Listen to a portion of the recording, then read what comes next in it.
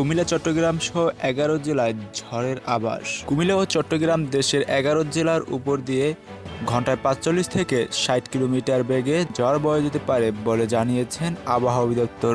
সোমবার 26 আগস্ট দুপুর 1টা পর্যন্ত দেশের অভ্যন্তরীণ নদীবন্দরগুলোর জন্য দেওয়া এক পূর্বাভাসে এ তথ্য জানানো হয়েছে। পূর্বাভাসে বলা হয়েছে, ঢাকা, ফরিদপুর, যশোর, কুষ্টিয়া, খুলনা, বরিশাল, পটুয়াখালী, নোয়াখালী, কুমিল্লা, চট্টগ্রাম এবং কক্সবাজার জেলার উপর দিয়ে দক্ষিণ অথবা দক্ষিণ পূর্ব দিক থেকে ঘন্টায় 45 থেকে 60 কিলোমিটার বেগে অস্থায়ীভাবে দমকা অথবা ঝড় হাওয়া বয়ে যেতে পারে। সেই সঙ্গে বৃষ্টি অথবা বজ্রসহ বৃষ্টি হতে পারে। তাই এসব এলাকায় নদীবন্দরগুলোকে 1 নম্বর সতর্ক সংকেত দেখাতে বলা হয়েছে। অপর এক পূর্বাভাসে বলা হয়েছে, উত্তর পশ্চিম বঙ্গোপসাগরে এবং এর কাছাকাছি বাংলাদেশের দক্ষিণ অংশে একটি লঘুচাপ সৃষ্টি হয়েছে। এছাড়া মৌসুমী বায়ু বাংলাদেশের উপর মোটামুটি সক্রিয় এবং উত্তর বঙ্গোপসাগরের প্রবল অবস্থায় রয়েছে। এ পরিস্থিতিতে দেশের সব বিভাগে অস্থায়ীভাবে দমকা অথবা ঝড় হাওয়া সহ হালকা থেকে মাঝারি ধরনের